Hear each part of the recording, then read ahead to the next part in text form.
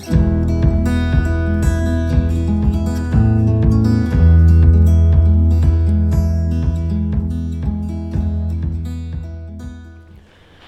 guys, I just got settled in for an evening set here in Southwest Virginia on a snowy day.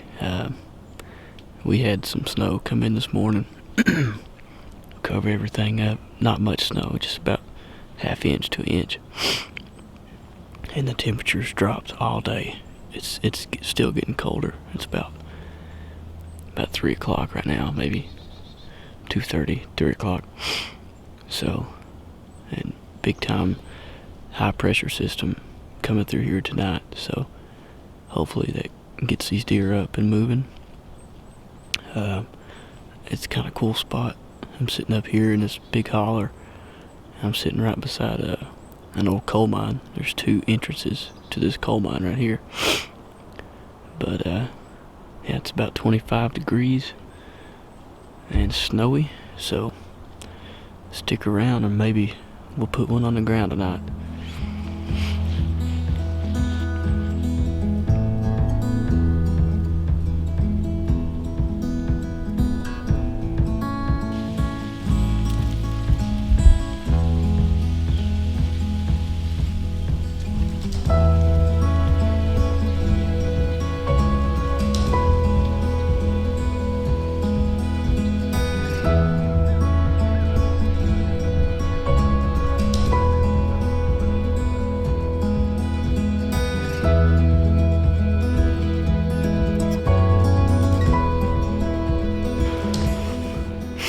Well, it's about 4:30.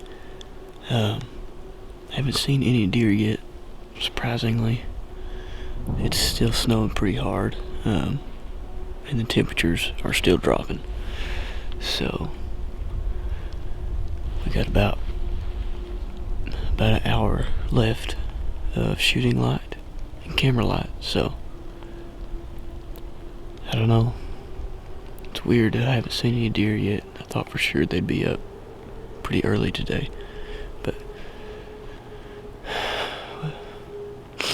hopefully these temperatures falling and the snow falling will send a deer down this way and maybe stick an arrow in it.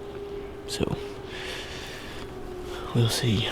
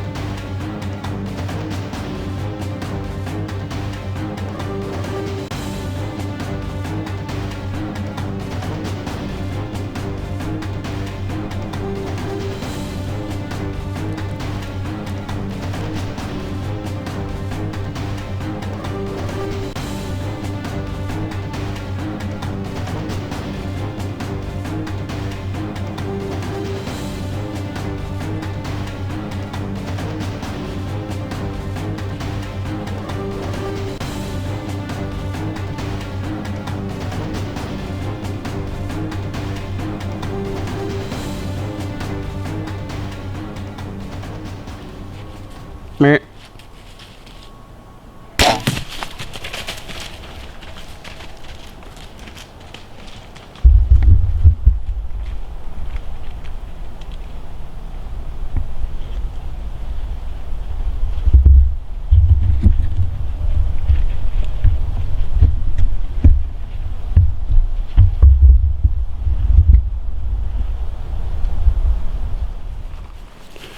Hey guys,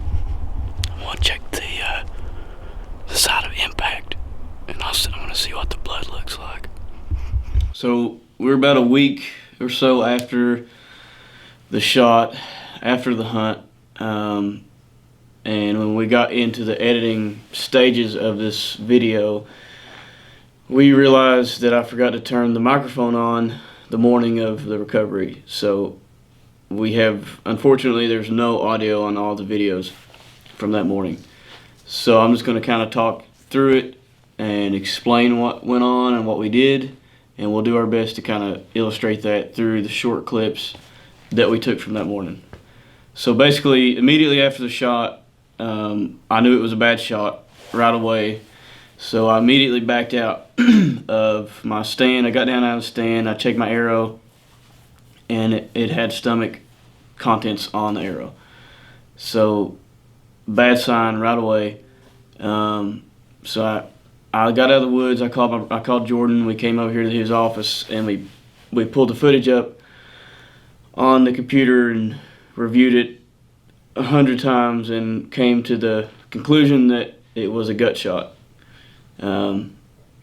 So upon that conclusion, we decided to wait until the next morning to start a track and recover the deer. And that's when I forgot to turn the microphone on. So here's where I'll start to kind of talk you through it. We got there before daylight and started to track the deer. Me and two of my buddies. We went to the last known location of where that deer was, where I saw him as I was leaving my hunt spot.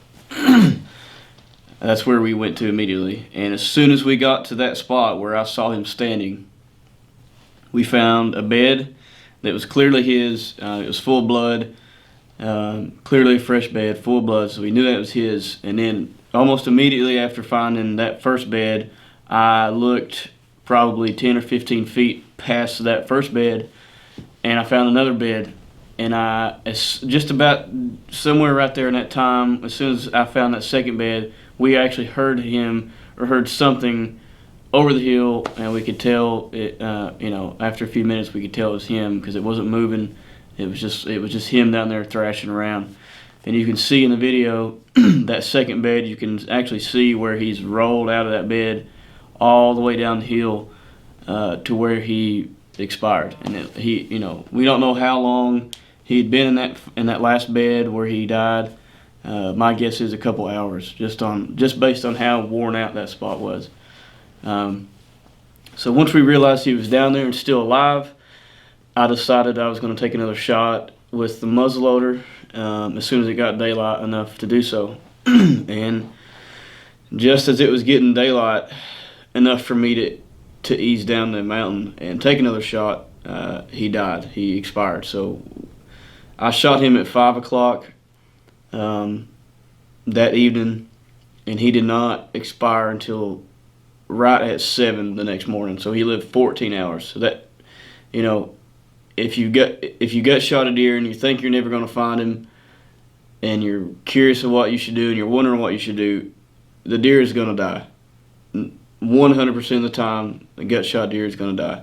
So luckily we did do the right thing, and we waited basically 12 hours before even starting to look for him, and he was still alive. He lived 14 hours. So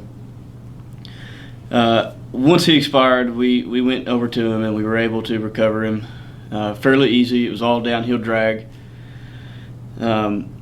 We drug him down to a nice flat spot where we thought we were going to get a good video, but we had no audio. So get a good interview, but I kind of ruined that. But we got him set up, and we got some good footage of him. We'll show that here, so you can kind of see how he looked once he was set up. But I guess the takeaway from this hunt for me, anyways, is don't, just because you made a bad shot, don't lose absolutely all hope, because that's basically what I did. Right after the shot, I just assumed I would never find that deer. And then talking to Jordan and talking to my other buddies that hunt and researching, I kind of gained a little bit of hope, and we were able to successfully find this deer. But the key is just to wait. You know, if you think it, when in doubt, back out. And we were definitely in doubt. We waited all night, and we were able to recover this deer. And overall, it was a great hunt. You know, bad shots happen. I made a bad shot. I'm not too prideful to admit that I made a horrible shot, and I never want to do that again. But if you do this long enough, it's going to happen. So I hope you enjoy this video, and I hope it's somewhat, maybe you can learn something from it. Maybe you just enjoy watching it. But we do thank you for watching it, and maybe we can get you another hunt to watch here in the future. But thanks for watching this one.